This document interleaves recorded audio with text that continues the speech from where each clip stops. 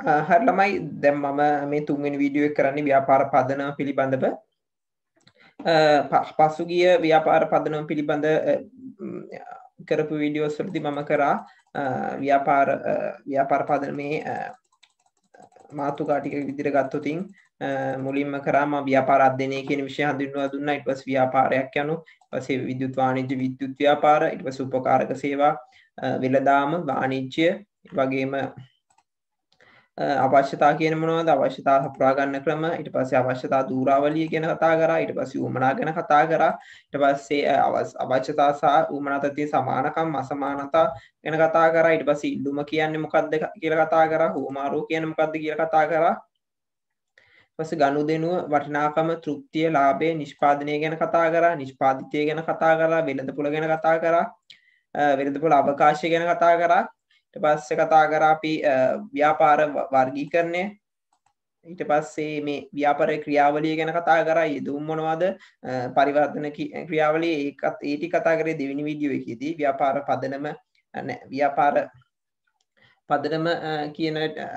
පදනම කියන එකේ දෙවෙනි වීඩියෝ එකේ තමයි ව්‍යාපාර ක්‍රියාවලිය ගැන කරේ මොනවද අපි යෙදුම් විදිහට ගන්න ඊට පස්සේ පරිවර්තන ක්‍රියාවලියේවත් ව්‍යාපාරයක කාර්යයන් ටික කතා කරා පස්සේ නිමවුම ගැන කතා කරා ඊට පස්සේ එහෙම ගත්තට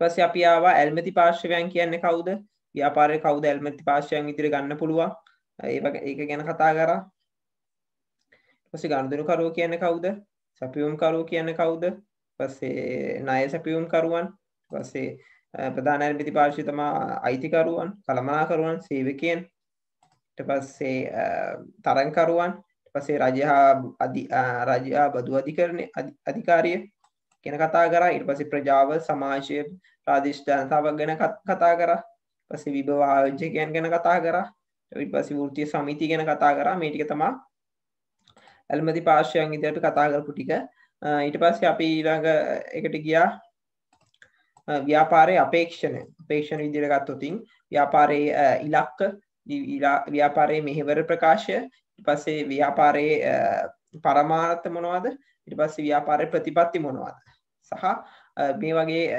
ව්‍යාපාරයේ ඉලක්ක කියන එක අපි නිර්වචනය කරා ඊට පස්සේ ගත්තට පස්සේ මෙහෙවර ප්‍රකාශය කියන්නේ මොකක්ද ඒකේ තිබිය යුතු ගුණාංග මොනවද ඒක තිබීමෙන් අපිට මොනවද වාසි වෙන්නේ මොනවද ඒ ගැන කතා කරා ඊට පස්සේ ඉලක්ක කියන්නේ මොනවද කියලා කතා කරා ඊට පස්සේ සාමාන්‍ය ව්‍යාපාරයක තිබිය යුතු ඉලක්ක මොනවද කියන ගැන කතා කරා අපි ඊට පස්සේ කතා කරා පරමාර්ථයේ ලක්ෂණ ගැන කතා කරා ඊට පස්සේ ඉලක්ක හා පරමාර්ථ පිටුවා ගැනීම ප්‍රතිඵල ගැන කතා කරා ඊට පස්සේ ප්‍රතිපත්ති ගැන කතා කරා ප්‍රතිපත්ති මොනවද කියලා ඊට පස්සේ ඒක තමයි කතා කරා ඊට පස්සේ අපිට ඊළඟ මාතෘකාවක් තියෙන ව්‍යාපාර විකාශය ව්‍යාපාර විකාශය කියන්නේ මේ ව්‍යාපාර පදනමේම කොටසක්. ඉතින් ව්‍යාපාර විකාශය විදියට ගත්තොත් ව්‍යාපාරයක් අවදි ගැන තමයි මේ කතා කරන්නේ මේ අතීතයේ. මූලික වශයෙන් අවදි විදියට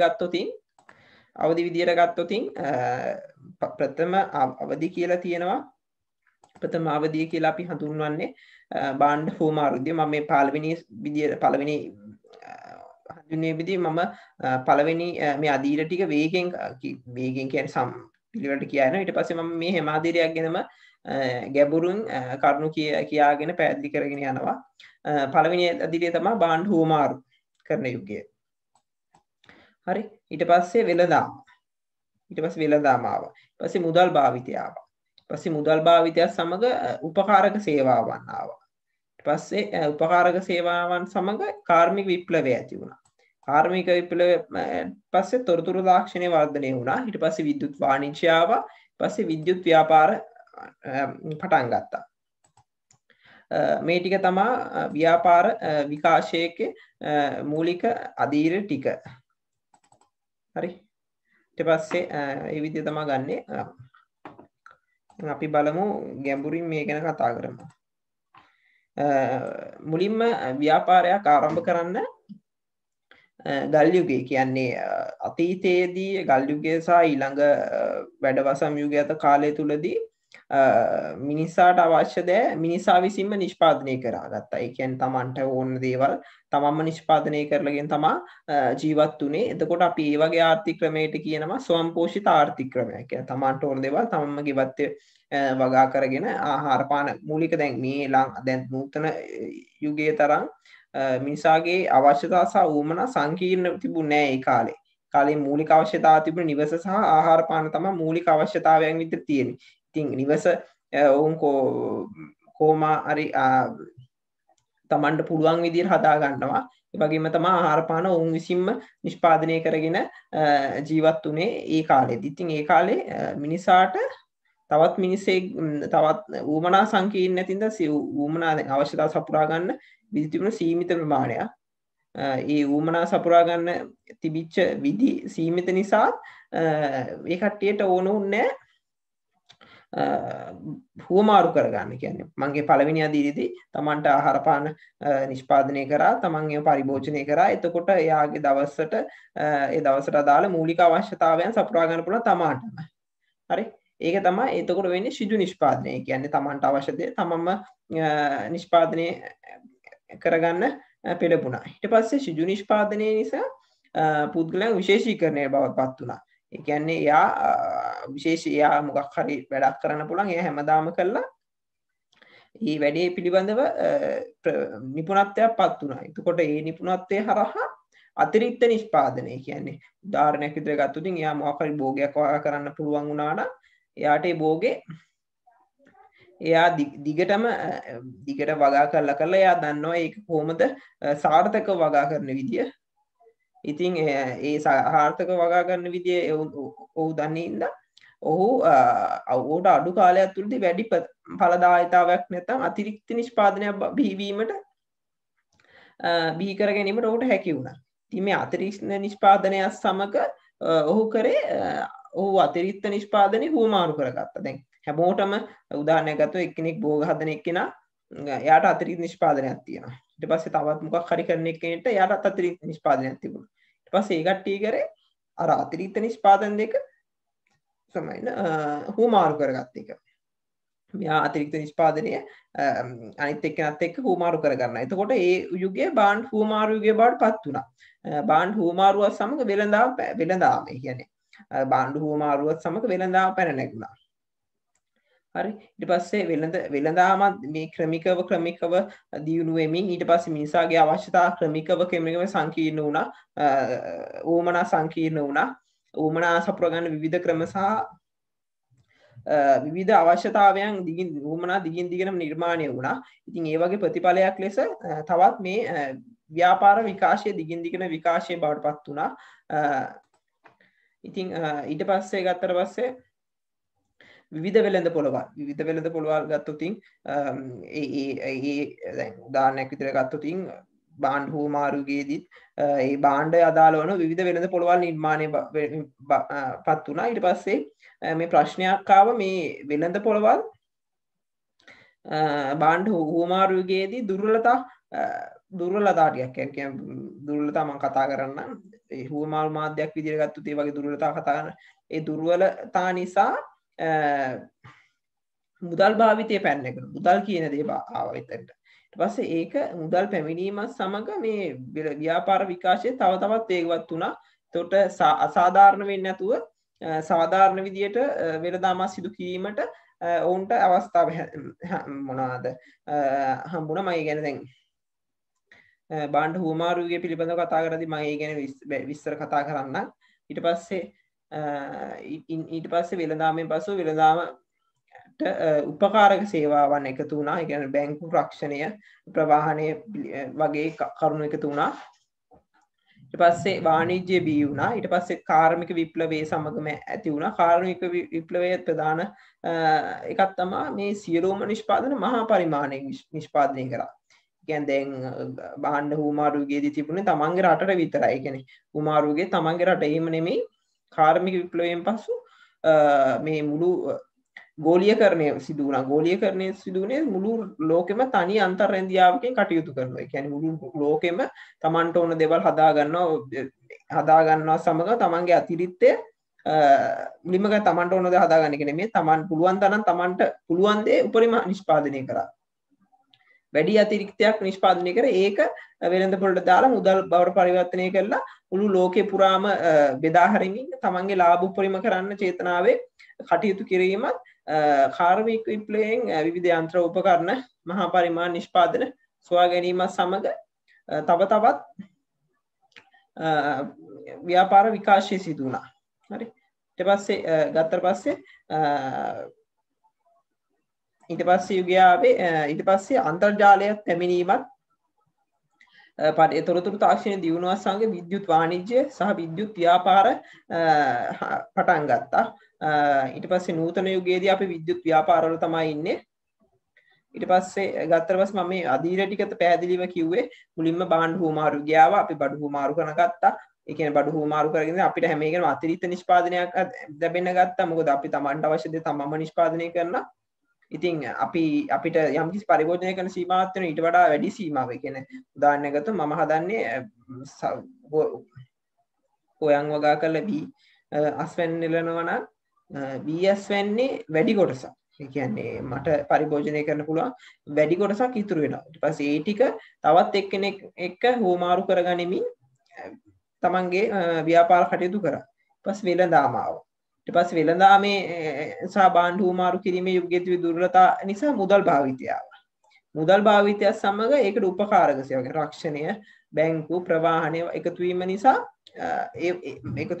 තවත් ව්‍යාපාර විකාශයක් වුණා. ඊට පස්සේ ඒ සමග කාර්මික විප්ලවයේ පැමිණීමත් තොරතුරු තාක්ෂණය වල දියුණුවත් සමග විද්‍යුත් වාණිජ්‍ය සහ විද්‍යුත් ව්‍යාපාර හටගත්තා. ඉතින් මේ ටික තමයි මේ ව්‍යාපාර විකාශය ක්‍රමික විකාශය වීමක් තමයි තියෙන්නේ. එකපාර මේ කිසිම දෙයක් වුණේ නැහැ. ඉතින් තමන්ගේ එක රටවල් වල කියන්නේ මුළු මානවයාගේ පරිණාමය සමග සිදුවෙච්ච විකාශයක් තමයි මේ එක එකට පෙළ ගැසලා තියෙන්නේ. බාණ්ඩ හුවමාරුව කියලා විදිහට ගත්තොත් මිනිස්සාගේ අවශ්‍යතා සපුරා ගැනීම උදෙසා එක් පාර්ශ්වයක් සතු භාණ්ඩ හා සේවා වෙනත් පාර්ශ්වයක් සතු භාණ්ඩ හා සේවා සමග ඍජුවම හුවමාරු කිරීම තමයි මේ බාණ්ඩ හුවමාරුව කියන විදිහට ගන්න. හරි. ඒකට ලියා ගන්න පුළුවන්. මිනිසාට අවශ්‍යතා සපුරා ගැනීම උදෙසා එක් පාර්ශ්වයක් සතු භාණ්ඩ හා සේවා භාණ්ඩෝ සේවාව වෙනත් පාර්ශ්වයක් සතු භාණ්ඩ හා සේවා සතු හුවමාරු කර ගැනීම. හරි. ඒ කියන්නේ භාණ්ඩ හා සේවා මුදල් නෑ මෙතන. ඒ කියන්නේ Tamanට තියෙන දේවල් අනිත් එකනත් එක්ක හුවමාරු කරගෙන කටයුතු කරගෙන යනවා. හරි. ඊට පස්සේ මේ යුගයේදී දුර්වලතා හට ගන්නවා. ඒ කියන්නේ මේක ඕනම එකකින් තියන්න පුළුවන්. කොහොමද ඕන එකකට හිතන්න පුළුවන් මේ යුගයේ ඉතාමත් අපිටත් ඉතින් වර්චුවල් කරගන්න බෑ. කියන්නේ ඉමේජින් කරගන්න පුළුවන්. මවා ගන්න පුළුවන්. මේ යුගයේ කොච්චර සංකීර්ණ යුගයක් වෙන්නේ නැතිද කියලා සංකීර්ණ යුගයක් වෙන්නේ නැතිද කියලා අපිට හිතා ගන්න පුළුවන්.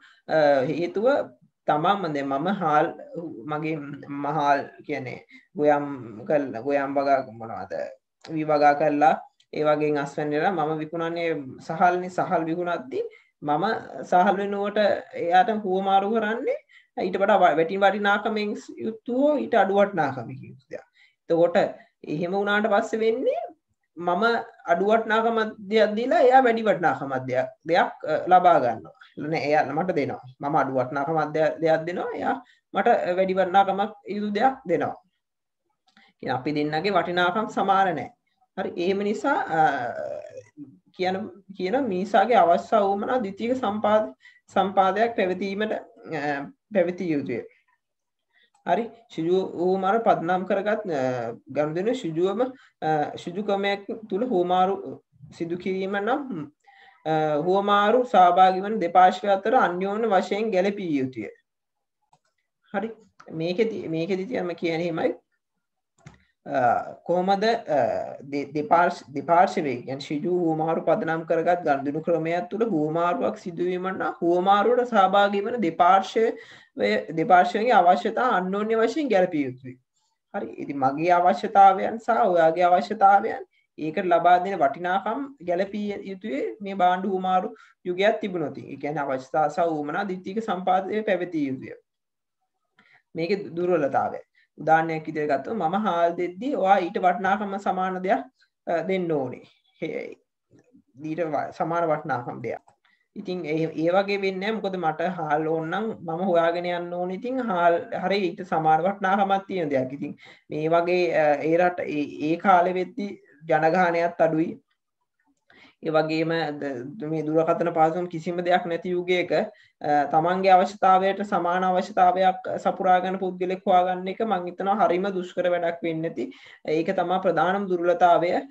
ඊට පස්සේ තමා නිශ්චිත හුමාරු අනුපාතයක් නොමැතුණා. ඉතින් අරයා හාල් කිලෝ එකක් දෙදි මම හාල් කිලෝ අනිත් පැත්තේ මොනවද සහල් කිලෝ එකක් දෙන අනිත් පැත්තෙන් අරයා කොච්චර ප්‍රමාණයක් දෙන්න ඕනද කොච්චර ප්‍රමාණයක් දෙන්න ඕනද කියලා නොමැතිවීම නිසා නිශ්චිත හුමාරු අනුපාතයක් නොමැතුණා. ඊට පස්සේ වටනාකම රැස් කරගන්න තබා ගන්න අපහසු නෑ. ඒ කියන්නේ වාට හාල් කොච්චර රැස් කරගෙන තියන්න දැන් වාට හාල් වටනවා කියලා හාල් හම්බුනට ඒක ගොඩක් කල් රැස් කරගෙන තියාගෙන ඉන්න බෑ.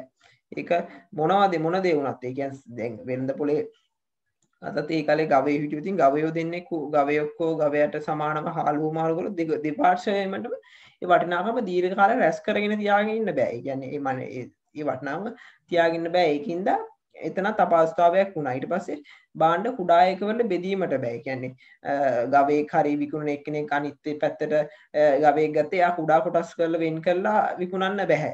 ඒ වගේ ප්‍රශ්න තිබුණා. ඒ භාණ්ඩවල වටිනාකම් මැනීමට පොදු මිම්මක් නොමැති වුණා. එක මොනවද මෙෂර් කරන්න එක යුනිට් එකක්. ඒ කියන්නේ එක මෙෂර්මන්ට් එකක් නැති වුණා. ඒ කියන්නේ කොහොමද මේ සහල් වටිනාකම හදන්නේ කොච්චර ප්‍රමාණයක්ද ඒ කාලේ තිබිච්ච දුර්වලතාවයන් මේ මම කියපු දුර්වලතාවයන් නිසා තමයි දැන් මම කියපු දුර්වලතාව තමයි භාණ්ඩ හුමාරු යුගයෙන් තව ටිකක් මිනිසා ඉස්සරහට එන්නේ. ඒ කියන්නේ භාණ්ඩ හුමාරු යුගය මතර දෙන්නේ නැතුව තව ඉදිරියේ පියවරක් තබන්නට කටයුතු කරේ. ආයිකිවෝතින් භාණ්ඩ හුමාරු යුගයේ පැවති දුර්වලතාව විදිහට ගත්තොත් මේ මේ ගොඩාක්ම අහන ඒවා තමයි සාමාන්‍ය ප්‍රශ්නයක් තමයි භාණ්ඩ හුමාරු ක්‍රමේ පැවති දුෂ්කරතා ගොඩාක් දුරට හරවා.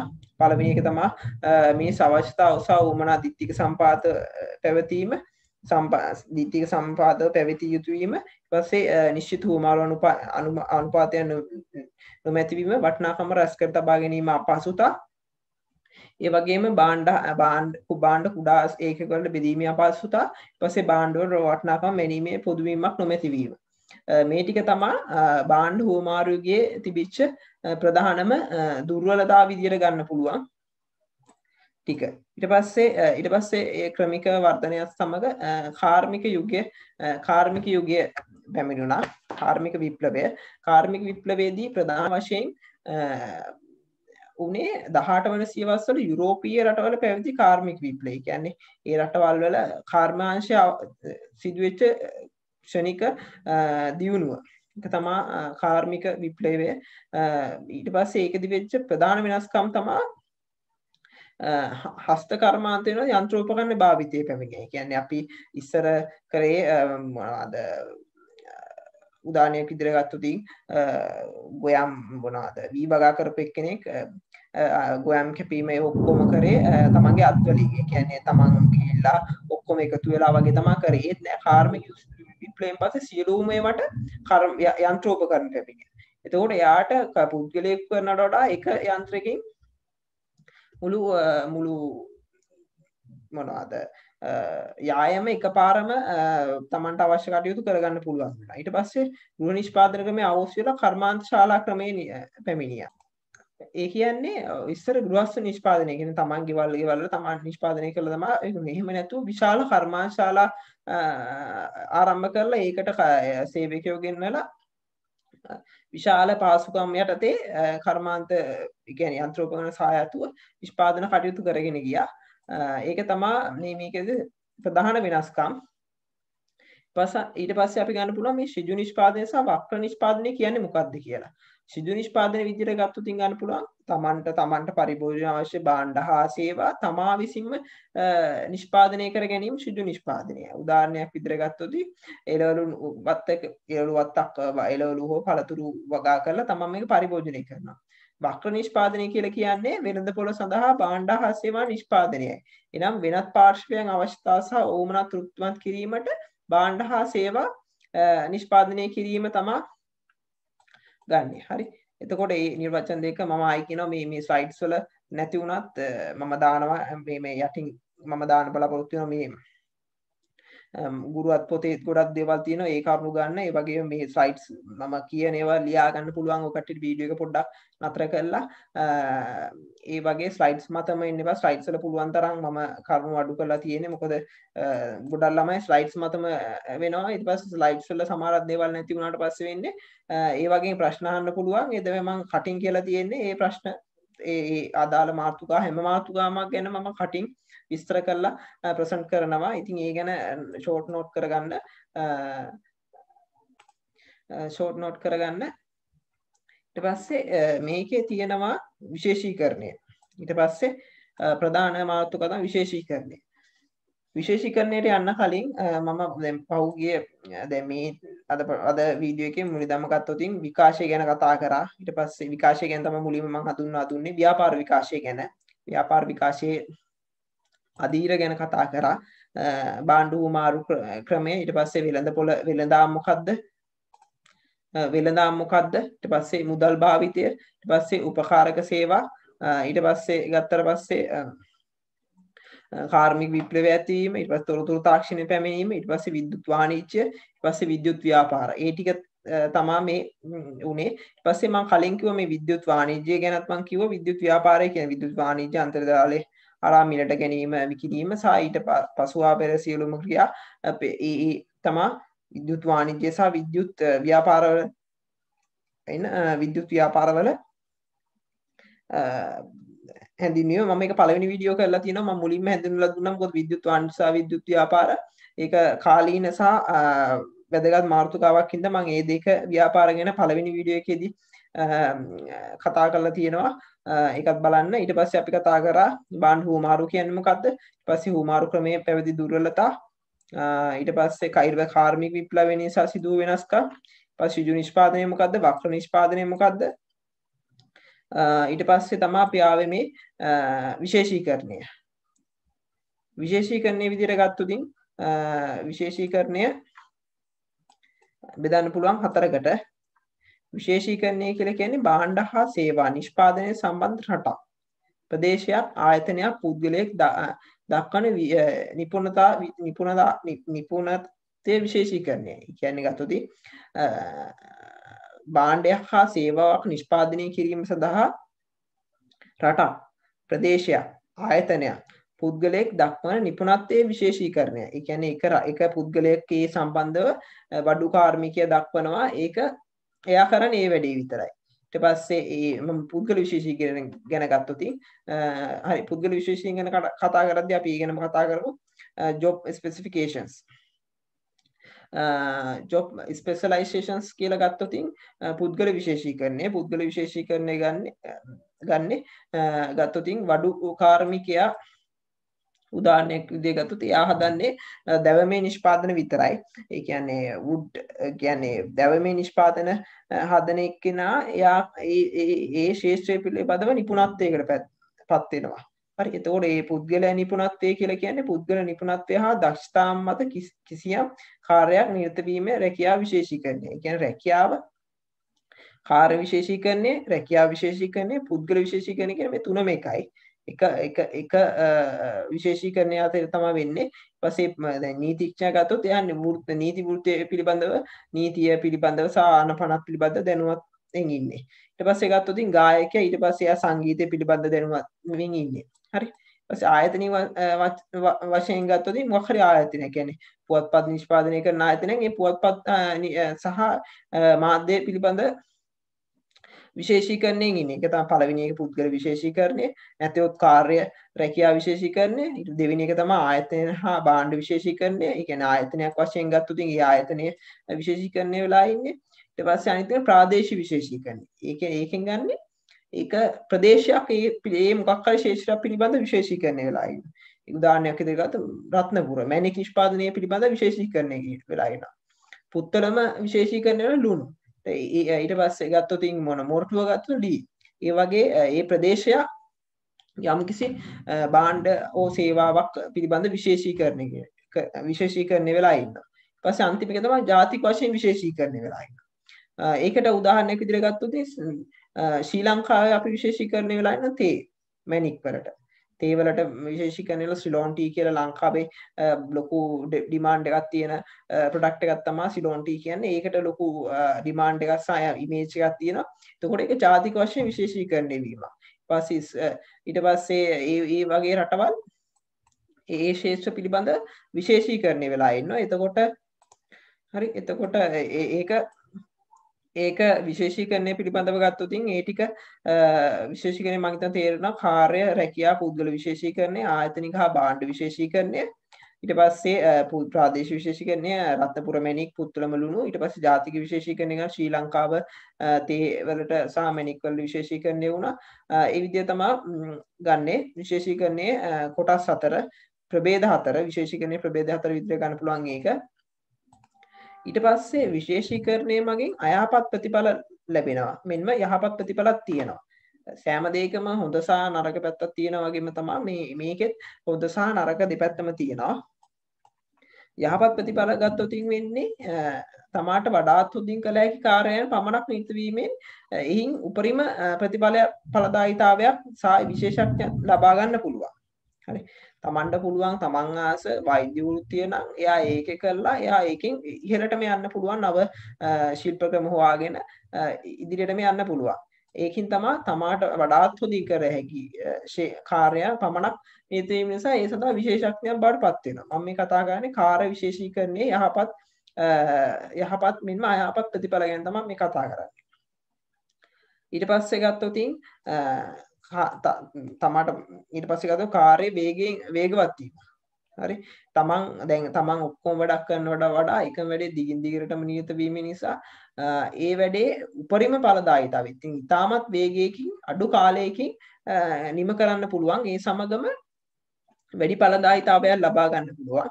ඊට පස්සේ ගන්න පුළුවන් ව්‍යාපාර ආයතන වඩා හොඳින් සංවිධානය කළ හැකි. ඒ කියන්නේ එයා වෙනම ඩිපාර්ට්මන්ට් ඩිවිෂන්ස් කට්ටියට ඉගෙන ගන්න පුළුවන් සෙපරේට් බිස්නස් යුනිට් කියන්නේ වෙන වූ ව්‍යාපාර ආයතන. එකම ආයතනයක් තුල විවිධ ව්‍යාපාර කරමින් ඒ කියන්නේ උදාහරණයකට එකම ව්‍යාපාර නමකින් විවිධ ව්‍යාපාර තියෙනවා සෙපරේට් බිස්නස් යුනිට්ස් විදියට.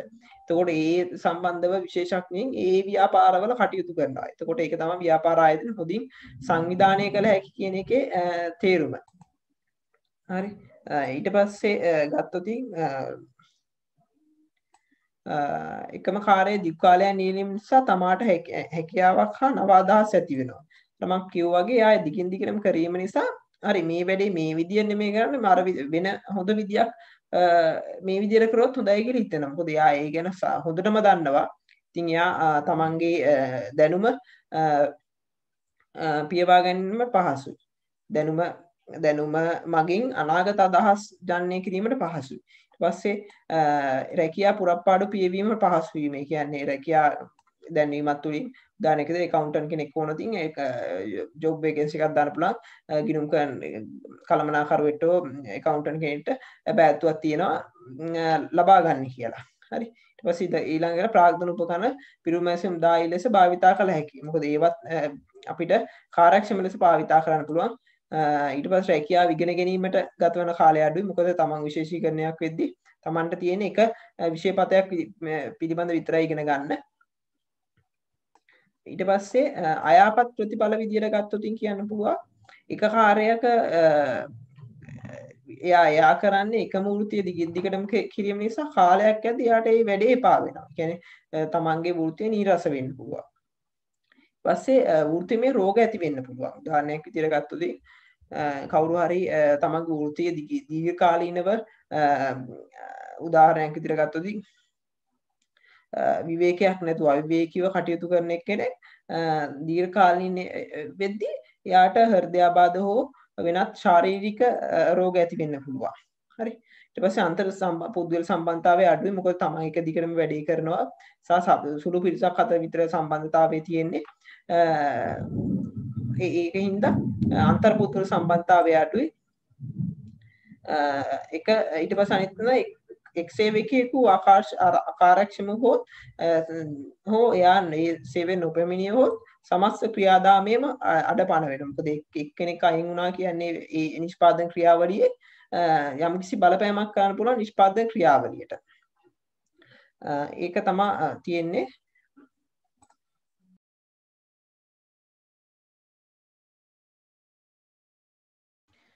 හරි දැන් ඊළඟ කොටස තමයි කතා කරන්න යන්නේ. ඊළඟ කොටස විදියට ගත්තොත්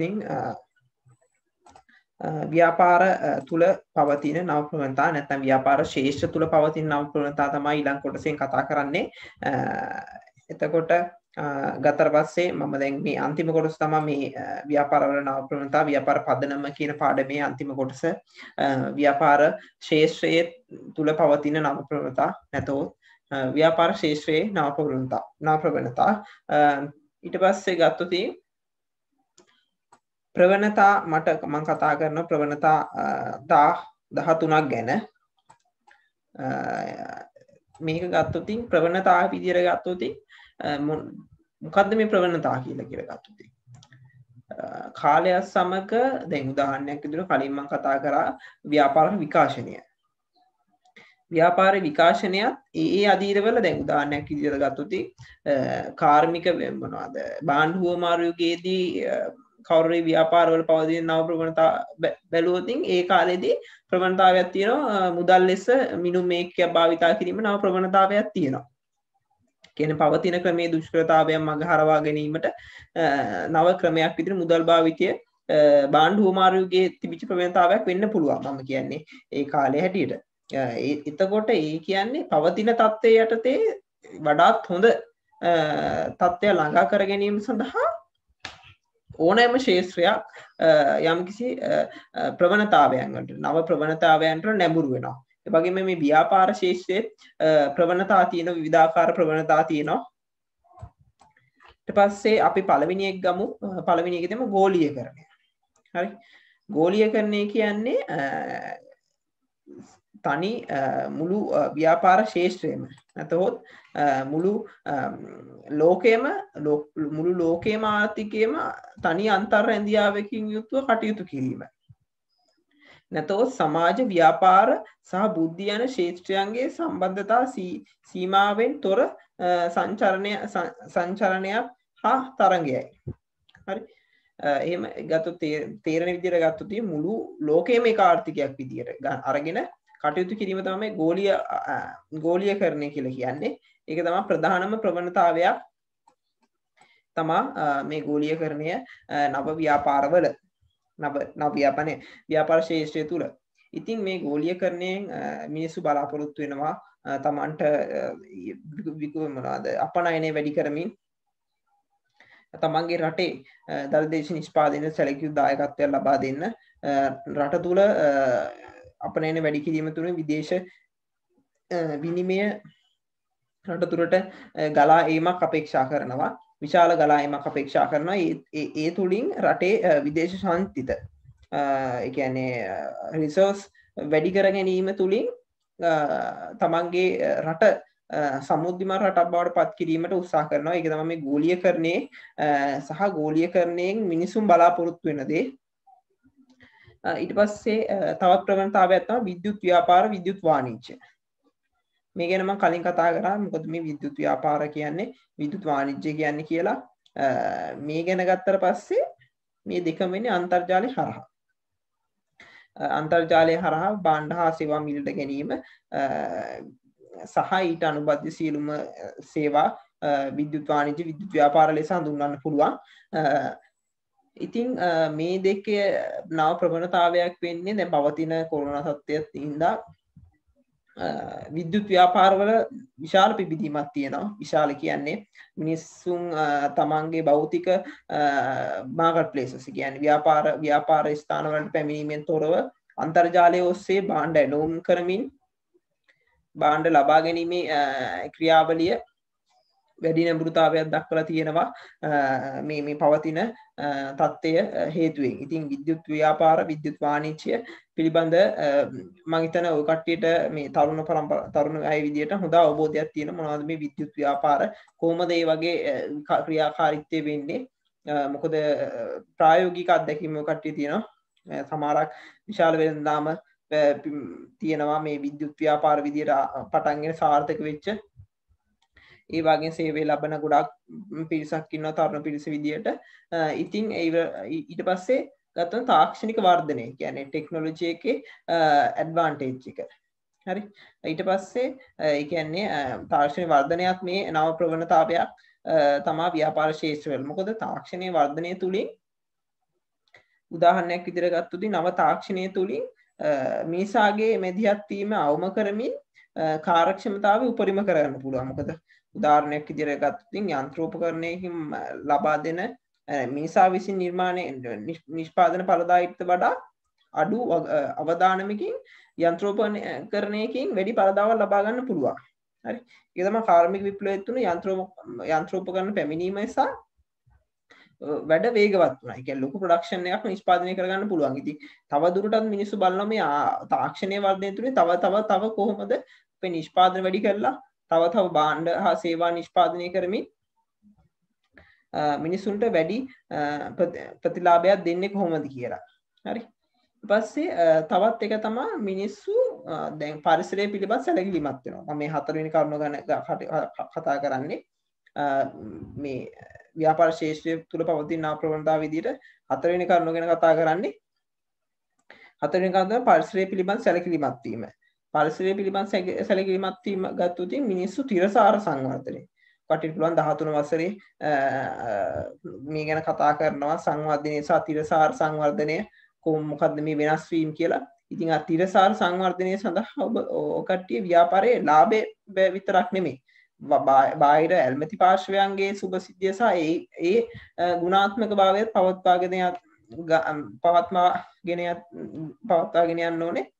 ද්‍රව්‍යමය සහ මොනවාද ක්වොන්ටිටේටිව් and ක්වොලිටේටිව් කියන්නේ ප්‍රමාණාත්මක සහ ගුණාත්මක පැති පිළිබඳව අවබෝධයක් යන්න ඕන නිසා මේ ව්‍යාපාර පරිසරය පිළිබඳ සැලකිලිමත් වෙනවා. ඒකත් ව්‍යාපාරවල නව ප්‍රවණතාවයක්. ඊට පස්සේ තවත් ඒ වගේ ප්‍රවණතාවක් තමයි ව්‍යාපාර ආචාර ධර්ම සමාජ වගකීම් පිළිබඳව කටයුතු කිරීම. මේ ගැන ගත්තොත් මම ඊළඟ පාඩමක් තියෙනවා සමාජ වගකීම සහ ආචාර ධර්ම කියලා. ඒකෙදි මේ සමාජ වගකීම් සහ ආචාර ධර්ම ගැන ගැඹුරින්ම කතා කරනවා. ඉතින් සමාජ ආචාර ධර්ම ගැන කතා කරොත් ව්‍යාපාරයේ සාර ධර්ම වලට අනුව කටයුතු කිරීම හා තමාගේ පාරිභෝගිකයන් පමණක් නොව මුළුමහා සමාජයේ විසින් සෑම පාර්ශවයකටම සාධාරණ වෙන අයුරින් කටයුතු කිරීම පිළිබඳ කිරීමේ නැඹුරුව. ඒ කියන්නේ තමන්ගේ කස්ටමර්ස්ලා කියන්නේ පාරිභෝගිකයෝ විතරක් නෙමෙයි මුළුමහා සමාජයේ ඉන්න අනිත් පාර්ශවයටත් අගතියක් නොවන විදිහට කිසිම අසාධාරණයක් නොවන විදිහ සාධාරණ ලෙස ව්‍යාපාර කටයුතු කරගෙන යාමට උත්සාහ කිරීම සහ කරගෙන යාම තමා මේ ව්‍යාපාර ආචාර ධර්මවල සහ සමාජ වගකීම කියන්නේ. මේකෙන් මම කලින් කිව්වා වගේ මොකද්ද ඔය කට්ටියට වෙනම පාඩමක් තියෙනවා ව්‍යාපාර ආචාර ධර්ම පිළිබඳ කතා කරන. ඊට පස්සේ ගනුදෙනුකරුවන් බලවත් වීම. ඒ කියන්නේ දැන් ප්‍රවණතාවය අනුව ඉස්සර තිබුණේ ඒ කට්ටිය කියන්නේ නිෂ්පාදනකරුවන් ඕනම නිෂ්පාදනය කරලා ඒක වෙළඳ පොළට දානවා පාරිභෝගිකයාගේ කැමැත්ත නොසලකා. මොකද උදාහරණයක් විදිහට ගත්තොත් ඉස්සර තිබුණ වාහන ඉතාමත් සීමිත ප්‍රමාණයක්. උදාහරණයක් විදිහට ගත්තොත් ඒ වාහනයක සීමිත පාස්කුවම් ප්‍රමාණයක් තිබුණේ. ඒක වෙළඳ පොළට පාරිභෝගිකයාගේ කැමැත්තෙන් තොරව දැම්මහම වෙන්නේ වෙළඳ පොළ තුල පාරිභෝගිකයාට තේරීමක් කරන්න නැහැ. ඒ වාහන විතර ඇතින් ඒකම ගන්න වෙනවා. ඒ අලුත් දැන් නව තත්ත්වය අනුව වෙළඳ පොළ තුලට වාහන විවිධාකාර ප්‍රමාණයෙන් තියෙනවා. විවිධ මාඩලෙන් තියෙනවා. විවිධ පහසුකම් අනුව තියෙනවා. ඉතින් ඒ තත්ත්වයේ උඩ ගනුදෙනුකරුවන් බලවත් වෙලා තියෙනවා. මොකද තේරීමක් කරන්න පුළුවන් හැමතිස්සෙම. ගනුදෙනුකරුවන් කියන කස්ටමර්ස්ලා කියන්නේ පාරිභෝගිකය බලවත් වෙලා තියෙනවා.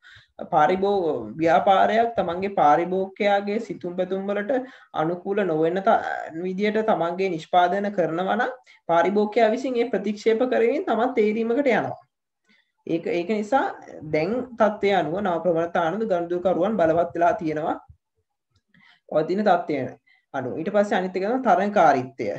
තරංකාරීත්වය විදිහට ගත්තොත් වෙළඳ පොලේ පිවිසීමට සහ විවෘත වෙළඳ පොළ නිසා විවිධ නිෂ්පාදන වෙළඳ පොළට පිවිසීම. එසේම ව්‍යාපාර දේශීය වශයෙන් මෙන්ම අන්තර්ජාතික වශයෙන් ව්‍යාප්ත වීම නිසා ව්‍යාපාර කටයුතු පුළුල් වීම ව්‍යාපාරයේ තරඟය වර්ධනය වී ඇත. ඒක තමයි මම කිව්වේ අර මුලදී කිව්වා වගේම ගෝලීයකරණය නිසා මුළු ආර්ථිකම තනි අන්තර් ඉන්දියාවක් කටයුතු කිරීම නිසා විශාල තරගයක් ඇති වෙලා තියෙනවා. මොකද්ද තරගය? කොහොමද විදේශ තරගකරුවන් රට තුළට පැමිණීම විදේශ තරගකරුවන් රට තුළට පැමිණීම වෙන්නේ ඔවුන්ගේ නව ශිල්ප ක්‍රම තියෙනවා. ඒ ශිල්ප ක්‍රම හරහා ඔවුන් වැඩි කාර්යක්ෂමතාවයකින් නිෂ්පාදනය කළ ශිල්පකම හොයාගෙන එන්නේ. සමහරවිට ඉතින් ඒ වගේ තත්ත්වයක් උඩදී ලංකාවේ දේශීය තරගකරුවන්ට ඒකට කොහොමද මුහුණ දෙන්නේ? ඒ වගේම අනිත් පැත්තත් වෙන්න පුළුවන් දේශීය තරගකරුවන් යම් ශිල්ප ක්‍රම හොයාගෙන විදේශ වෙළඳ පොළවලට පිවිසීමේදී විදේශ තරගකරුවන් සමග එකට විශේෂ වාසි ගන්න පුළුවන්. ඉතින් මේ තත්ත්වයේ උඩ දේශීය වෙළඳ පොළත් මෙන්ම විදේශීය වෙළඳ පොළ තුලත් විවිධාකාරයෙන් විශාල තරගකාරීත්වයක් ඇති වෙලා තියෙනවා. වක්‍රාකාරයෙන් තරංකාරීත්වයේ වාසි මෙන්ම අවාසිත් තියෙනවා. ඒවා ඉදිරියේදී කතා කරන්න පුළුවන්. ඊට පස්සේ වෙළඳ කලාප වෙළඳ හවුල් බිහි වෙලා තියෙනවා. කියන වෙළඳ කලාප උදාහරණයක් විදිහට ගත්තොත් වෙළඳ සමහර ප්‍රදේශ කරුණායක වෙළඳ කලාපේ ඒ වගේ වෙළඳ කලාප ඒ වගේම වෙළඳ රටවල් සහ වෙළඳ ගිවිසුම් බිහි වෙලා තියෙනවා. කළමනාකරණ ශිල්ප ක්‍රම වර්ධනය වෙලා තියෙනවා.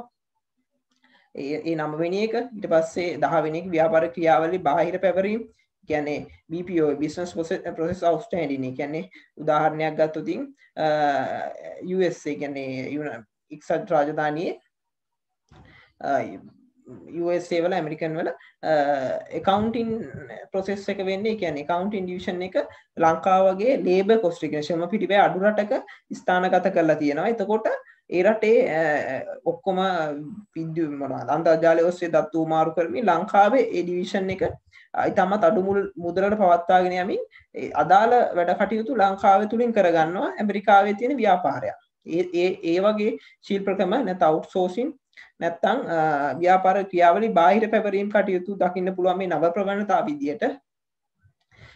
ඊට පස්සේ ව්‍යාපාර ප්‍රමාණය පහළ දැමීම. ඒ කියන්නේ ව්‍යාපාර ප්‍රමාණය පහළ දැමීම විදිහට ගත්තොත් ඩවුන් සයිසින් කරනවා කියන්නේ ව්‍යාපාර හැමතිස්සෙම විවිධ ශිල්ප ක්‍රම වලට ගිහිල්ලා වගේම නව තාක්ෂණය පැමිණීම සමග සේවකයන්ගේ අවශ්‍යතාවය කියන්නේ ශ්‍රම පිරිවැය මිනිස් පිරිවැය අවශ්‍යතාවය අඩුවීම නිසා මේ කියන්නේ අන්ත්‍රෝපකරණ පැමිණීම සම මිනිසාගේ අවශ්‍යතාවය අඩුවීම නිසා නව කියන්නේ ව්‍යාපාරය ඩවුන් සයිසින් වෙනවා. කියන්නේ සේවක ප්‍රමාණය අඩු කරනවා. හරි ඊළඟට ගත්තොත් ඩිජිටල් තාක්ෂණයේ වර්ධනය නැත්නම් ඩිජිටල් රෙවොලූෂන් එක ඊට පස්සේ විද්‍යුත් මුදල් භාවිතය තමයි අපිට මූලික වශයෙන් ගත්තොත් ව්‍යාපාරවල නව ප්‍රවණතා. අයි මුලින්දන් කියාගෙන කිව්වොත් ගෝලීයකරණය ඊට පස්සේ විද්‍යුත් දෙවෙනි එක විද්‍යුත් ව්‍යාපාර විද්‍යුත් වාණිජ්‍ය ඊට පස්සේ තාක්ෂණ වර්ධනය තුන්වෙනි එක ඊට පස්සේ හතරවෙනි එක තමයි පරිසර පිළිබඳ සැලකිලිමත් වීම ඊට පස්සේ පස්වෙනි එක තමයි ව්‍යාපාර ආචාර ධර්ම සමාජ වගකීම් පිළිබඳ සැලකිලිමත් වීම හයවෙනි එක තමයි ගනුදෙනුකරු බලවත් වීම ඊට පස්සේ හත්වෙනි එක තමයි තරංකාරීත්වය වැඩි වීම තරංකාරීත්වය අටවෙනි එක තමයි වෙළඳ කලාප හා වෙළඳ හවුල් බිහිවීම ඊට පස්සේ 9 වෙනි එක තමයි හවුල් කළමනාකරණ ශිල්ප ක්‍රම වර්ධනය වීම 10 වෙනි එක තමයි ව්‍යාපාර ක්‍රියාවලියට බාහිර පැවරීම BPO business process outstanding වීම ඊට පස්සේ ව්‍යාපාර ප්‍රමාණය පහළ දැමීම 11 ඊට පස්සේ 12 ඩිජිටල් තාක්ෂණයේ වර්ධනය විද්‍යුත් මුදල් වල භාවිතය මේ ටික ගන්න පුළුවන් ව්‍යාපාර ශේෂ්ත්‍රවල නව ප්‍රවණතා විදියට ගන්න පුළුවන්. ඉතින් දැන් කවුරු හරි ඉන්නවා නම් මේ ලෙසන්ස් ටික දැන් ලෙසන්ස් ටික ඔක්කොම YouTube එකේ තියෙන ඉඳලා කාට හරි පුළුවන් තේරුන්නේ නැත්නම් නැවත නැවත අහන්න. මේක වේගෙ වැඩි නම් නැවත නැවත අහලා ඉවරලා ඔය කටියට අවබෝධ කරගන්න පුළුවන්. මොකද මේක එක වතාවක් නෙමෙයි ඔය කටියට ඕන තරම් වතාවක් අහන්න පුළුවන්. ඉතින් මේක නොමිලේ සපයන්නේ ඒ අවස්ථාව උපරිම ප්‍රයෝජනය කරගනි කියලා හිතනවා. සමහරක් අය ඉන්නවා ඒ කට්ටියට ඉතින් එක වතාවක් ඇහුවම තේරෙනවා. සමහරක් අයට එහෙම නැහැ. සමහරක් අය නැවත නැවත අහන්න ඕනේ. ඉතින් ඒක තමාගේ සිතේ තියෙන ශක්තිය සහ ධාරණ හැකියාව මත ඒක වෙනස් වෙනවා. ඉතින් ඊට පස්සේ ඒක තමා කියන්න තියෙන්නේ මුළු වීඩියෝස් ටිකම දැන් අපි අප්ලෝඩ් කරගෙන යනවා. දැන් 2000 මම කතා කරන 2020 දෙසැම්බර් ගැන. ඊට පස්සේ බලන එක්කෙනෙක් 2020 ජනවාරි හරි මේ වීඩියෝ බලන එක්කෙනා අනිවාර්යෙන් එතකොට ඔක්කොම වීඩියෝස් ටික අප්ලෝඩ් වෙලා තියෙයි. සියලුම පාඩම් වලට අදාළව කවුරු හරි මේ පළවෙනි වතාවට බලනවා නම් මේ වීඩියෝ එක මගේ මුළු සිලබස් එකම කරමින් සහ කරලා තියෙයි.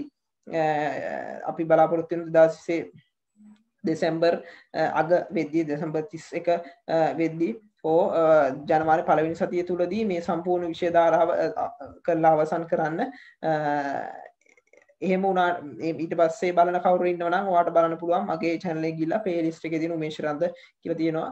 playlist එකේ මම ඇතුළු තවත් 4 දෙනෙක් විශ්වවිද්‍යාලයේ 4 දෙනෙක් එක තමයි මේ ව්‍යාපෘතියක් විදිහට අපි කරන්නේ. ඉතින් මේක උපරිම ප්‍රයෝජනෙ ගනී කියලා හිතනවා. කට්ටිය ඔක්කොම අනිත් එක තමයි මේකේ සමහරක් ඒවා සියලු දේවල් ටියුටර් වලට අන්තර්ගත කරලා නැහැ. ගොඩක් ඒවා මම කටින් කියද්දී ඔය කට්ටිය ලියා ගන්න පුළුවන්. මොකද මම හිතන්නේ ඔක්කොටම මේ මොකද්ද ටියුට්ස් වල දාලා දුන්නාට පස්සේ වෙන්නේ එක්ක අපි සම්පූර්ණයෙන්ම ටියුට්ස් ටික දෙන්න ඕනේ. අදාළ වඩා ඊට වඩා හොඳයි මොනවාද තමන් ඒක අහලා ලිවීම තුළින් ඔය කට්ටිය මතක ශක්තිය වැඩි වෙනවා. ටියුට්ස් වල දුන්නාට පස්සේ හිතන්නේ අපි වුණත් එමය ටියුට් එක දෙයක් තිබුණාට පස්සේ හිතන්නේ ටියුට් වල තියෙනවානේ විභාග වුණා විභාග ලඟ වෙලා බලමු කියලා. එතකොට අර මතක ශක්තිය අඩුයි. ඉතින් හොඳම දේ මම කියන වෙලාවෙම ලියාගෙන ෂෝට් නෝට් කරගන්න තියාගන්න පුළුවන්. හරි ඊට පස්සේ ගෝලීයකරණය ගැන මම කිව්වා. ගෝලීයකරණය කියන්නේ මොකක්ද කියලා. දැන් ගෝලීයකරණයේ යහපත් අයහපත් ප්‍රතිඵල ගැන බලමු. ගෝලීයකරණය කියලා කියන්නේ ලෝකයේ ආර්ථිකයන් අන්තර් රැදියාවකින් යුත් ආර්ථිකයක් ලෙස කටයුතු කිරීමේ ප්‍රවණතාවයයි. ඒ කියන්නේ මුළු ලෝකයේම තනි ආර්ථිකයක් ලෙස හිතාගෙන කටයුතු කරනවා. ලෝකයේ ආයිකවතු ලෝකයේ ආර්ථිකයන් අන්තර් රැදියාවකින් යුත් තනි ආර්ථිකයක් ලෙස කටයුතු කිරීමේ ප්‍රවණතාවයයි. කියන්නේ ගෝලීයකරණය. හරි. ඊට පස්සේ මේ ගත්තොතින් ඒක මම කිව්වා වගේම මුළු ලෝකයත් අපනයන ආනයන වෙනවා. ඉතින් මුළු ලෝකයේම නිෂ්පාදන කොතන කෙලවරක සිටියත් මිලදී ගැනීම හැකියාව දැන් තාක්ෂණය සමග තියෙනවා. අපිට ඕන විදිහේ භාණ්ඩ වෙන රටකින් හෝ මිලදී ගැනීමට හැකියාව තියෙනවා. ඉතින් ගෝලීකරණය කියන්නේ ඒක. හැබැයි ගෝලීකරණයෙන් වාසි ගත්තොතින් රැකියා අවස්ථා පුළුල් වෙනවා. මේ ගෝලීකරණය තුලින් එන යහපත් ප්‍රතිඵල. ඊට පස්සේ රැකියා අවස්ථා පුළුල් වෙනවා. නිෂ්පාදනයේදී සහ අලෙවියේදී ආර්ථික පිරිමැසුම් ඇති වෙනවා.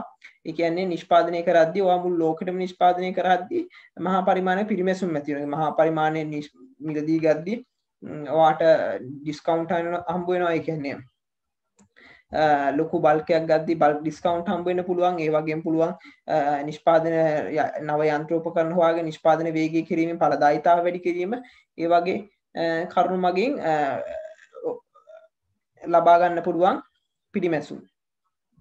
පළපුරුද්ද දැනුම තාක්ෂණය හුවමාරු කර ගැනීමට හැකියවීම නිෂ්පාදනය සහ ආදායම ඉහළ යාම ඊළඟටත් වෙළඳපොළ නාම ගෝලීය වශයෙන් ජනප්‍රිය වීම ඊට පස්සේ ගන්න පුළුවන් වෙළඳපොළ පුළුල් වීම වෙළඳපොළ පරිමාව ඉහළ යාම ව්‍යාපාර නව ප්‍රවණතා වැඩි ඉඩකඩක් ලැබීම ඍජු විදේශ ආයෝජන ගලායම මූල්‍ය වෙළඳපොළ වර්ධනය වීම ඍජු විදේශ ආයෝජන සහ මූල්‍ය වෙළඳපොළ ගැන පාඩමක් තියෙනවා. ඒ කියන්නේ මූල්‍ය කළමනාකරණයේදී පාඩමේ තියෙනවා මේ කෙටි කාලීන මූල්‍ය කළමනාකරණය දීර්ඝකාලීන මූල්‍ය කළමනාකරණය පිළිබඳව. පස්සේ සම්පත් ලබා ගැනීම අභාගත හැකි බව වර්ධනය වීම ඊට පස්සේ නිෂ්පාදන තරඟකාරීත්වය වැඩි වීම නිසා ගුණාත්මක බව ඉහළ යාම ටික තමයි යහපත් ප්‍රතිඵල. කියන්නේ විගෝලීකරණය තුලින් ලබා ගන්න පුළුවන් යහපත් ප්‍රතිඵල ටික තමයි මම කිව්වේ. ඊපස්සේ මේ හැම දෙයකම අයහපත් පැත්තක් තියෙනවා. ඉතින් ගෝලීකරණයේ අයහපත් මොනවාද නෙගටිව් පැත්ත. ඒ කියන්නේ අයහපත් ප්‍රතිඵල තමයි කාර්යක්ෂමතාවය අඩුයි අඩු වර්ධන නිසා කර්මාන්ත ශාලා අඩපණ වෙනවා. ඊට පස්සේ දැඩි ව්‍යාපාරික තරංකාරීත්වයක් වෙනවා. ව්‍යාපාරික තරංකාරීත්වයෙන් වාසි වෙනවා වාසි වෙන්න පුළුවන්. තරංකාරීත්වය වාසි ගන්න කියලා පාරිභෝගිකයාගෙන් උදාහරණයක් විදිහට තරංකාරීත්වය වාසි කියන්නේ මිල අඩු කිරීම ගොඩක් අඩු කරලා පාරිභෝගිකය ලබා දෙනවා. අයුතු ක්‍රම මගින් කියන්නේ ගුණාත්මක භාවය අඩු කරලා ලබා දෙනවා. ඊට පාර්ශ්වික ගැටලු ඇති වෙනවා. ඒවා ඊට පස්සේ ජාතික සංස්කෘතිය වගේ බලපෑම් වෙනවා. මොකද විදේශ රටවල සංස්කෘතිය වෙනත් රටවල සංස්කෘතිය නොගැලපීම නිසා ඒ ගැටලු ඇති වෙන්න පුළුවන්. ඊට පස්සේ වෙළඳපොළ දැඩි උච්චාවචනයක් වෙනවා.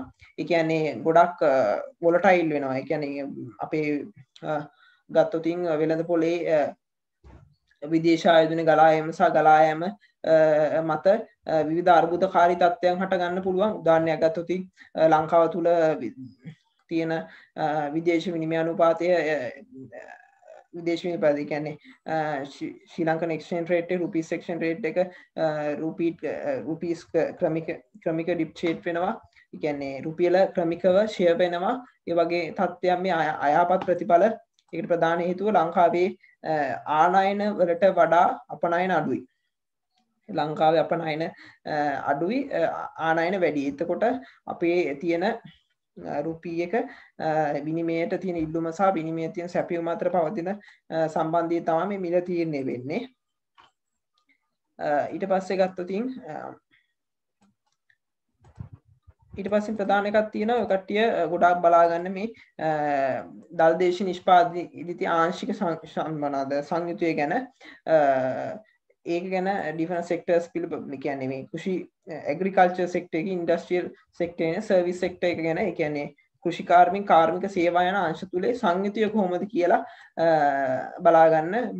ඒකේ දත්ත කොහොමද 100ට කොහොමද කෘෂි කාර්මික අංශය කොහොමද ඊට පස්සේ කාර්මික අංශයේ සංයුතිය කොහොමද සේවා අංශයේ සංයුතිය කොහොමද කියලා 2021 ඒ ලෙවල් ලියන ළමෙක් නම් 2020 මහ බැංකුව වාර්තාවෙන් තියෙනවා මේකේ ලබා ගන්න පුළුවන්. ඊට පස්සේ ගත්තොත් ප්‍රාථමික ද්විතීයික තෘතීයික විදියට ගත්තොත් ප්‍රාථමික විදියට ගන්න පුළුවන් ස්වභාවික සම්පත් ඒ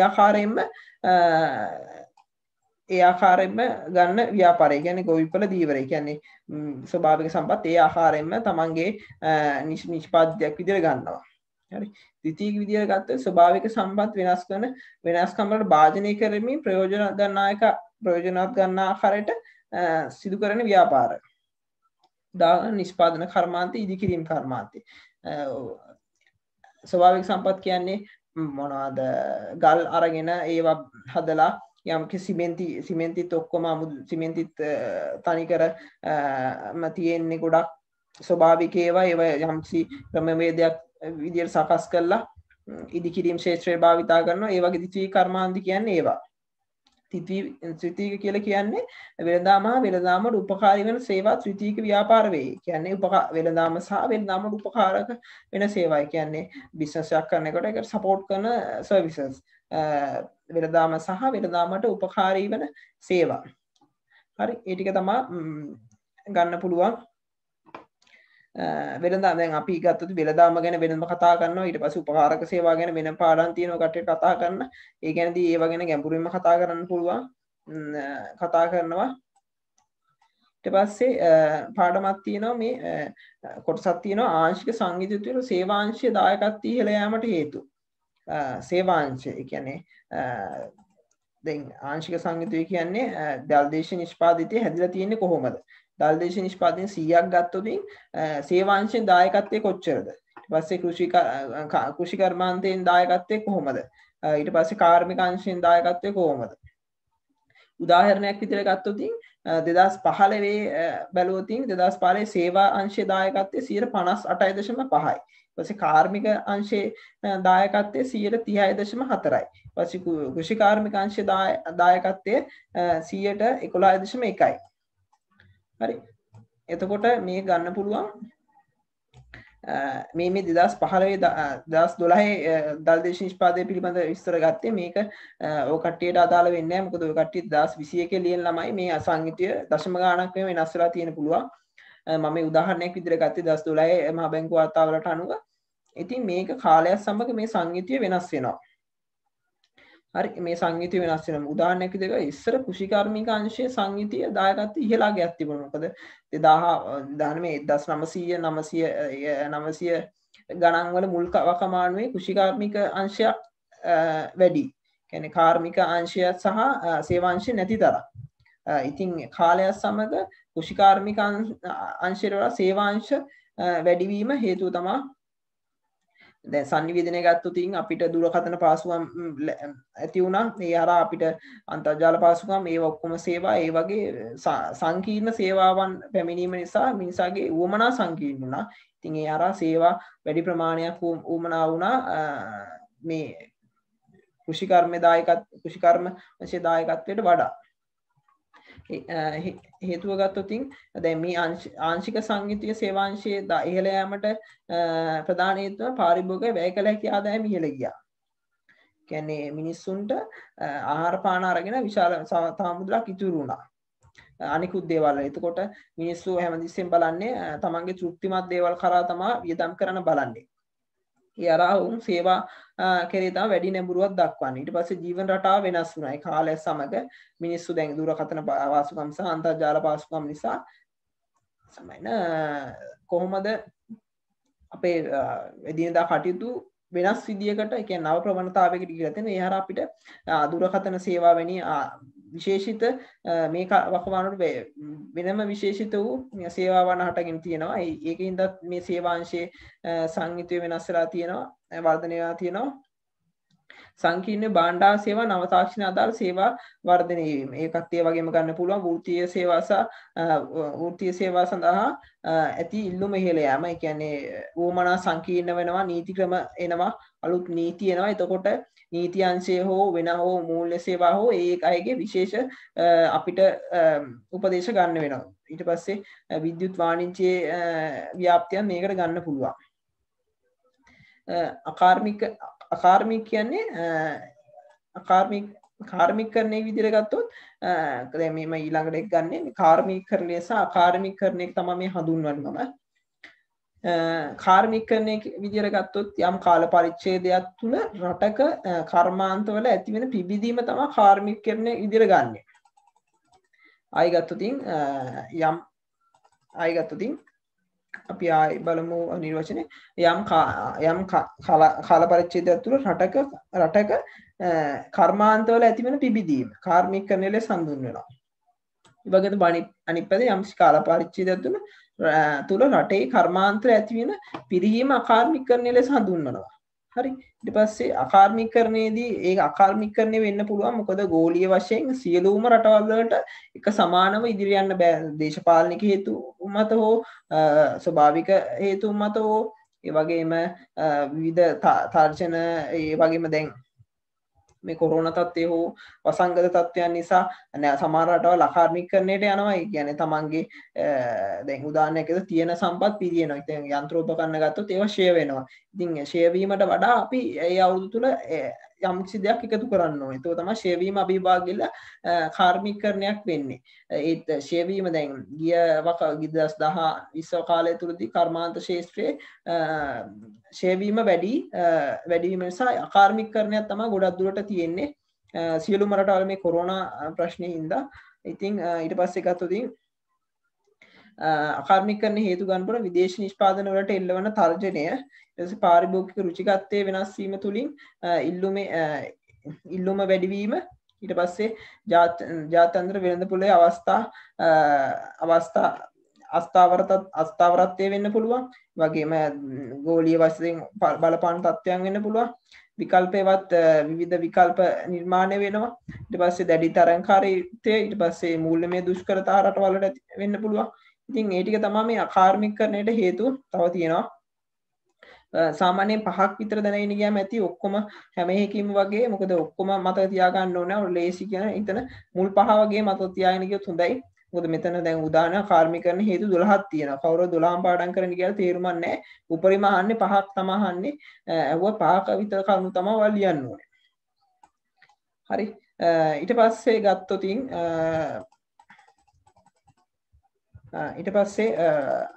මම ඊළඟ වීඩියෝ එකක් දාන්න. මේ අන්තිම වීඩියෝ එක ඊළඟ වීඩියෝ එකකින් දානවා පොඩි වීඩියෝ එකකින් මේ නිෂ්පාදිත වර්ගීකරණය ගැන කතා කරලා වීඩියෝ එකක් දානවා. එතනින් ව්‍යාපාර පදනම කියන පාඩම ඉවරයි. නිෂ්පාදිත වර්ගීකරණය පාඩමෙන් නිෂ්පාදිත වර්ගීකරණය කියන කොටසෙන් ව්‍යාපාර පදනම කියන පාඩම ඉවරයි. එතකොට එහෙම තියෙනවා නෑ ව්‍යාපාර වර්ගීකරණයත් මේ වීඩියෝ එකේම මම කතා කරනවා මොකද ඒක පොඩි කොටසක් තියෙන හින්දා. එතකොට මේ වීඩියෝ එකකින් සමස්තයම ආවරණය වෙලා තිනවා ව්‍යාපාර පදනම පාඩමේ. එතකොට පදනම පාඩමේ සමස්තය වෙලා තියෙනවා. හරි ඊට පස්සේ අපි කතා කරමු නිෂ්පාදිත වර්ගීකරණය. නැතොත් නිෂ්පාදිත වර්ගීකරණය.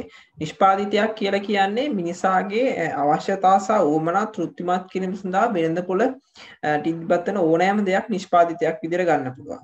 ආයි කිව්වොත් මිනිසාගේ අවශ්‍යතා සහ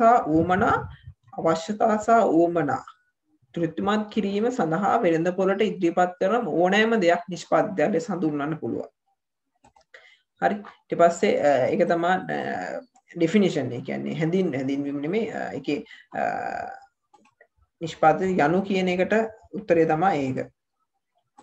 මෙතන ඔය කට්ටිය ඕනයි මේක ලියා ගන්නවා ඇති පාඩම් කරන්න නැත්නම් මේක මතක තියාගන්න ලේසි විදියක් බලන්න පුළුවන්. ඊට පස්සේ නිෂ්පාදිත වර්ගීකරණය බෙදන්න පුළුවන් භාවිතය අනුව වර්ගීකරණය කරන්න පුළුවන්. ඒ වගේ අනිත් එක තමයි පැවැත්ම අනුව ස්පර්ශය අනුව භාවිතය අනුව ගත්තොත් පාරිභෝගික භාණ්ඩ කාර්මික භාණ්ඩ පැවැත්ම අනුව ගත්තොත් කල් පවතින භාණ්ඩ කල් නොපවතින භාණ්ඩ ස්පර්ශය අනුව ගත්තොත් භාණ්ඩ හා සේවා. හරි මුලින්ම ගමු කල් පැවැත්ම අනුව පළවෙනි එක ගමු. කල් පැවැත්ම අනුව කල් පවතින භාණ්ඩ ගත්තොත් රූපවාහිනී ගුවන්විදුලි ඔරලෝසු වගේ දීර්ඝකාලීන කියන්නේ අපිට යම්කිසි කාල පරිච්ඡේදයක් පාවිච්චි කරන්න පුළුවන් ඒවා. කල් නොපවතින භාණ්ඩ විදිහට ආහාර පාන සහල් පාන් සහ සබන් ඒ වගේ ඒවා කල් පවතින්නේ නැහැ නේ. කියන්නේ එක්වරක් හෝ සීමිත අවස්ථාව ගන්න පරිභෝජනය කරන්න පුළුවන් ඒවා තමයි කල් නොපවතින ඒවා. කල් පවතින ඒවා කියන්නේ අපිට විවිධ කටයුතු සඳහා පරිභෝජනය කරන්න පුළුවන් ඒවා තමයි කල් පවතින භාණ්ඩ කියලා කියන්නේ. ඊට පස්සේ ඒක තමයි ඊට පස්සේ භාණ්ඩ සේවා ඊට පස්සේ මේ විදිහට තමයි බෙදෙන්නේ භාවිතය අනුව කල් පැවැත්ම අනුව ස්පර්ශය අනුව. ඊට පස්සේ තියෙනවා නිෂ්පාදිත පුළුල් අර්ථ දැක්වීම. හරි ඊට පස්සේ භාණ්ඩ කියලා කියන්නේ ස්පර්ශය කළ හැකි ඇසට පෙනෙන නිෂ්පාදිත. හරි ඒ කියන්නේ ධනාත්මක තෘප්තියක් තියෙන්න ඕන නිෂ්පාදනය කළ ස්පර්ශය කළ හැකි ඇසට පෙනෙන දෑ නිෂ්පාදිත වෙනවා. හරි ඒක තමයි භාණ්ඩ. සේවා කියන්නේ එක් පාර්ශ්වයකින් තවත් පාර්ශ්වයක වෙත ලබා දී ක්‍රියාවලියක් හෝ ක්‍රියාවලියක්. හරි ඒක තමයි සේවා කියලා කියන්නේ සර්විස්.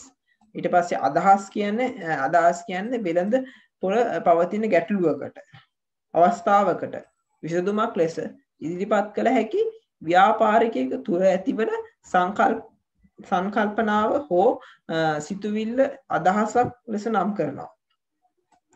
හරි ඒක තමයි අදහස් කියන්නේ. ඊට පස්සේ ඉසව් සිද්ධි ක්‍රියාකාරකමුත් ගන්න පුළුවන් ව්‍යාපාරයක් නිෂ්පාදිතය ලෙස පුළුල් අර්ථ දැක්වීමේ බෙදන්න පුළුවන් අයිටම් 10ට ඇතුළත් කරන්න පුළුවන්. ඒක පුද්ගලයන් ගත්තොත් පුද්ගලයන් විශේෂ හැකියාවකද මිනිස් අවශ්‍යතා සහ උවමනා තෘප්තිමත් කරන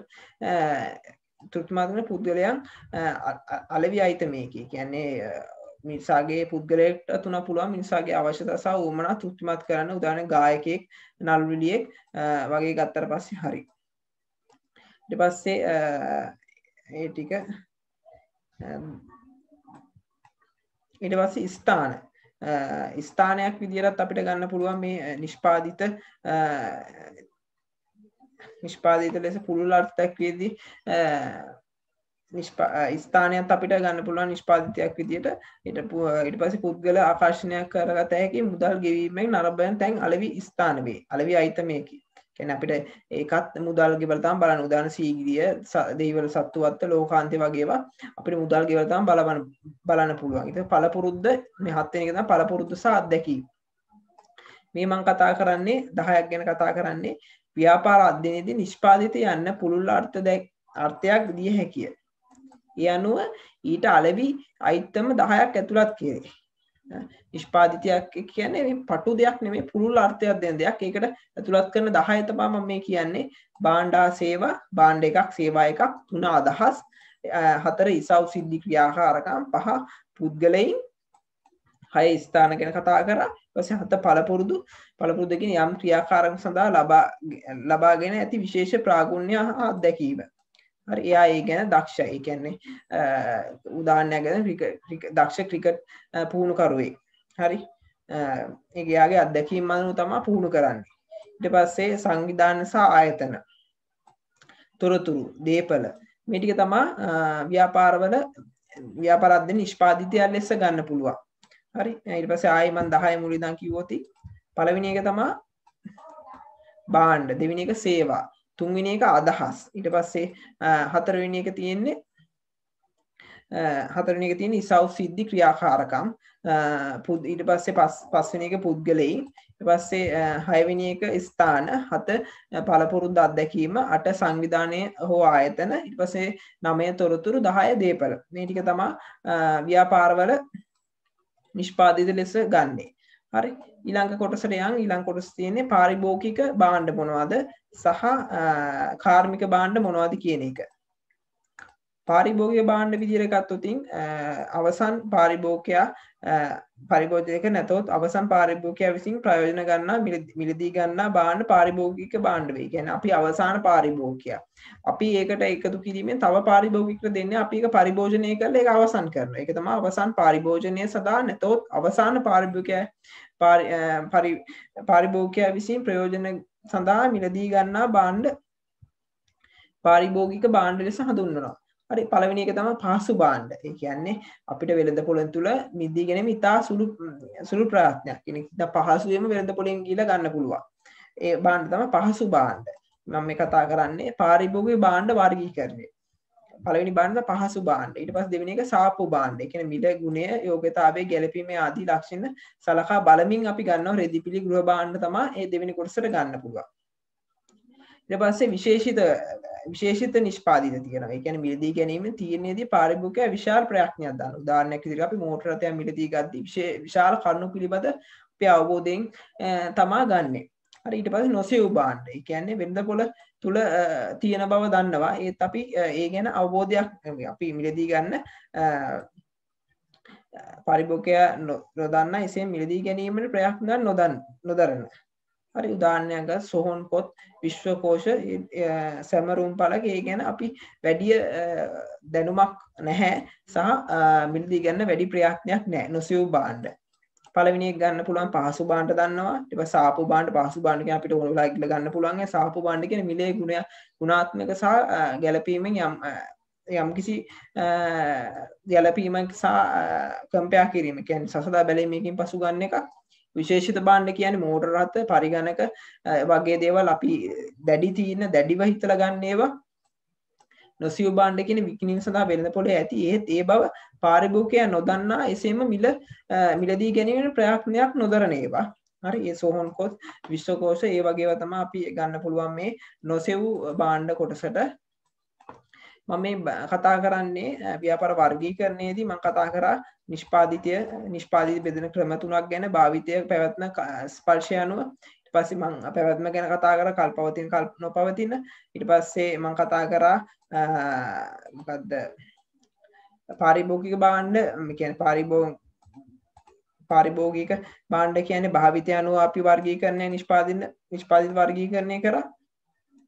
ඒ අනුව තමයි පහසු භාණ්ඩ, සාප්පු භාණ්ඩ, විශේෂිත භාණ්ඩ, නොසෙව් භාණ්ඩ තියෙන්නේ. ඒ පාරිභෝගික භාණ්ඩ වර්ගීකරණය තුලදී ඊට පස්සේ තියෙනවා කාර්මික භාණ්ඩයක් කියලා කියන්නේ පාරිභෝගික භාණ්ඩ හා සේවා නිෂ්පාදනය කිරීම සඳහා හෝ ව්‍යාපාරික ආයතන ප්‍රයෝජන සඳහා යොදා ගන්නා පාරිභෝගික ව්‍යාපාරික නැතොත් කාර්මික භාණ්ඩ ලෙස හඳුන්වනවා. ඒ කියන්නේ මේක අපි පරිභෝජනය කරන්නේ නැහැ. උදාහරණයක් විදිහට ගත්තොත් මම නිෂ්පාදනය කරන මම මේ මොකක් හරි අමුද්‍රව්‍යයක් අරගෙන මම මේකට වටිනාකමක් එකතු කරලා මම මේක වෙන වෙළඳපොළකට නිකුත් කරනවා.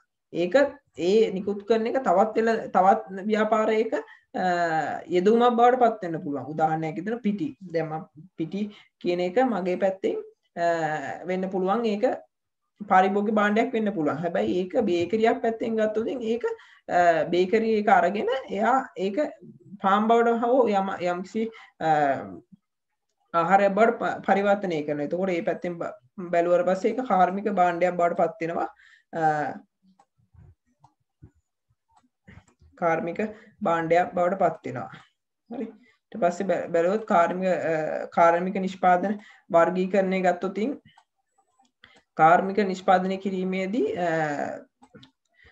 කාර්මික නිෂ්පාදිත වර්ග කිරීම උපකොටස් කාර්මික නිෂ්පාදිත වල උපකොටස් ගත්තොත් ද්‍රව්‍ය කොටස් අමතර කොටස් ඊට පස්සේ ප්‍රාග්ධන අයිතම සැපයුම් හා ව්‍යාපාරික සේවා. හරි. මේ ටික මතක තියාගන්න. මේ ටික මොකද පාඩමේ අන්තිම තියෙන ඉඳ ගොඩක් අය මේක මග ඇරලා යනවා. එතකොට වෙන්නේ මේකෙන් ගොඩක් ලකුණු අහිමි වෙන අවස්ථා වැඩි. ඊට පස්සේ ගත්තොත් ව්‍යාපාරික ද්‍රව්‍ය හා කොටස් ඒ කියන්නේ ව්‍යාපාර කටයුතුදී ප්‍රයෝජන ගන්න අමුද්‍රව්‍ය හා නිෂ්පාදන ද්‍රව්‍ය මේ යටතට ගෙනෙනවා. ඒ කියන්නේ ව්‍යාපාර කටයුතු කියන බිස්නස් එකක් කරගෙන යන ප්‍රයෝජනවත් වෙන අමුද්‍රව්‍ය හා නිෂ්පාදන ද්‍රව්‍ය තමයි මේ කොටසට අයිති වෙන්නේ. මේ පළවෙනි එක ප්‍රාග්ධන අයිතම විදිහට ගත්තොත් කර්මශාලා ගොඩනැගිලි යන්ත්‍රෝපකරණ මෙවලම් හා සවි කිරීම ප්‍රථමාන අදාළ වෙනවා. ඒ කියන්නේ පාරිභෝගික භාණ්ඩ නිෂ්පාදනය කිරීමේදී නිෂ්පාදන කටයුතු පවත්වාගෙන යාම අවශ්‍ය ස්ථාවරත්වම් ඊට අයත් වෙනවා. ප්‍රාග්ධන අයිතම කියන්නේ ඒවයි. පාරිභෝගික අයිතම පාරිභෝගික ප්‍රාග්ධන අයිතම කියන්නේ පාරිභෝගික භාණ්ඩ නිෂ්පාදනය හා නිෂ්පාදන කටයුතු පවත්වාගෙන යාම සඳහා අවශ්‍ය ස්ථාවරත්වම් තමයි මේකට අයිති වෙන්නේ. ඊට පස්සේ තියෙන්නේ සැපයුම් හා ව්‍යාපාරික සේවා. ඒක ගන්න පුළුවන් උපකාරක සේවා වගේ කළමනාකරණ නඩත්තුව ඒ කියන්නේ ව්‍යාපාර කටයුතු පවත්වාගෙන අවශ්‍ය සුළු ද්‍රව්‍ය විවිධ වූ සේවා මේ යටතට ඇතුළත් කරන්න පුළුවන්. ඊට පස්සේ ගත්තොත් මේ කාර්මික භාණ්ඩ සහ පාරිභෝගික භාණ්ඩ සහ කාර්මික භාණ්ඩ අතර තියෙන වෙනස්කම් ගත්තොත් අවසන් පාරිභෝගිකයා විසින් මිලදී ගන්නවා කාර්මික භාණ්ඩ එහෙම නෙමෙයි අවසන් පාරිභෝගිකයා නෙමෙයි ව්‍යාපාරිකයන් විසින් මිලදී ගන්නවා. ඊට පස්සේ ගත්තොත් අවසන් පාරිභෝගිකයා සඳහා අවසන් පරිභෝජනය කරනවා. ඊට පස්සේ කාර්මික භාණ්ඩ අවසන් පරිභෝජනය නෙමෙයි ඒක පාරිභෝගික භාණ්ඩ නිපදවා ගැනීමට යොදා ගන්නවා. ඊට පස්සේ පාරිභෝගික භාණ්ඩවල ගෙනුම්කරුවන් විශාල ප්‍රමාණයක් ඉන්නවා. ඊට පස්සේ කාර්මික භාණ්ඩවල සාපේක්ෂව සුළු ප්‍රමාණයක් ඉන්නේ. ඊට පස්සේ පාරිභෝගික භාණ්ඩ ජීවිත කෙටි කාලීනයි. කාර්මික භාණ්ඩවල ජීවිත කාලය දිගයි. ඊට පස්සේ ඒක තමයි මේකේ වෙනස්කම් විදිහට ගන්න පුළුවන්. ඊට පස්සේ ගත්තොත් අන්තිම එක විදිහට ගත්තොත් මේ සේවාවල ලක්ෂණ ටික ගන්න පුළුවන්. සේවාවල ලක්ෂණ හතරක් තියෙනවා. සේවාවක් කියලා කියන්නේ එක් පාර්ශවයක් විසින් තවත් පාර්ශවයක ලබා දෙන ක්‍රියාවක් හෝ ක්‍රියාවලියක්. හරි. ක්‍රියාවක් හෝ ක්‍රියාවලියක ක්‍රියාවක් වෙන්න පුළුවන් ක්‍රියාවලියක් වෙන්න පුළුවන්. හරි. ලක්ෂණ ගත්තොත් ඒක අස්පෘශ්‍ය වීම කියන්නේ අල්ලන්න බෑ. ඊට පස්සේ සපයන්නාගෙන් සේවා වෙන් කරන්න බෑ. ඉතින් මම වෛද්‍යවරයෙක් නම් මගේ වෛද්‍ය වෘත්තිය සහ මම සපයන සේවා අතර වෙන් කරන්න බෑ. මොකද ඒක දෙන්නම එකට සම්බන්ධලා තියෙන්නේ. විවිධත්වයකින් යුතුව තියෙනවා. මොකද එක වෛද්‍යවරයෙක් දෙන බෙහෙත් වලට සමාන බෙහෙතක් නොදෙන්න පුළුවන්. ඊට වෙන ප්‍රතිකාරයක් එයා යොදවන්න පුළුවන්. ඊට පස්සේ ගබඩා කරන්න බෑ. වෛද්‍ය වෘත්තිය වගේ වෘත්තියක් ගබඩා කරන්න තියාගන්න බෑ. හරි. ඒක තමයි සේවාවයින් ලක්ෂණ හතර තියෙන්නේ. කියන්නේ අල්ලන්න බෑ, අස්පෘශ්‍ය වීම, සපයන්නාගේ වෙන් කරන්න බෑ, විවිධත්වයකින් යුතුයි, ගබඩා කරනවා හැකි. මේක තමයි සේවාවල ලක්ෂණ හතර විදිහට ගන්න පුළුවන්. ඉතින් මේ විදිහට ගත්තොත් අපිට මෙතනින් ඉවර වෙනවා ව්‍යාපාර පදනම පාඩම. මම හිතනවා ඔක්කොටම කෙටි අවබෝධයක් ඉතින් ගැඹුරු කරන ගැන අපි ගැඹුරින්ම කරා. මම මේ වචනෙන් කතා කරොත් සියලුම ගැන කරුණු ගැන මම කතා කරලා තියෙනවා. අහන්න පුළුවන් සියලුම කරුණු ගැන. ඒ කියන්නේ කවුරු හිතනවා මේ කෙටියෙන් කරා කියලා නෑ. එහෙම නෑ. මම කටින් කියන හැම වචනයක්ම හැම කොටසක්ම ආවරණය වෙන කතා කරලා තියෙන. ඉතින් කවුරු හරි ෂෝට් නෝට් එකක් ඕන මේකෙන් හදාගන්න. මම ෂෝට් නෝට් එක හදලා හරි ස්ලයිඩ් හරි හදලා දාන්න කැමති වුනේ නැත්තේ කට්ටිය ඒක ලේසියෙන්ම අග්‍රහණය කරන ඔකේ මතක ශක්තිය අඩු වෙනවා. ඉතින් මම බැලුවා ෂෝට් නෝට් කට්ටියම හදාගත්තොත් මගේ කියන වචන භාවිතා කරලා යම්කිසි ප්‍රයත්නයක් දරලා එතකොට ඒකේ වාගේම මතක ශක්තිය වැඩි වෙනවා. ඉතින් කැපවීම තියෙන්න ඕන අනිවාර්යෙන්ම. ඉතින් ඒ වගේම තමයි ඊළඟට දාන්නේ පාඩම තමයි ව්‍යාපාර පරිසරය සහ ආචාර ධර්ම. ඊට පස්සේ රාජ්‍ය සහ ව්‍යාපාර තමයි. ඊට පස්සේ ව්‍යාපාර සංවිධානය දැන්ටමත් දාලා තියෙන්නේ. ඊට පස්සේ ව්‍යවසායකත්වය දැන්ටමත් දාලා තියෙන්නේ. ඊට පස්සේ කුඩා හා මධ්‍ය පරිමාණ ව්‍යාපාර දාලා තියෙන්නේ. ඒ කියන්නේ වීඩියෝස් බලන්න පුළුවන්. හරි එහෙනම් ඔක්කොටම ඊළඟ වීඩියෝ එකෙන් හම්බ වෙනකල් සුබ දවසක් ඔක්කොටම. Thank you.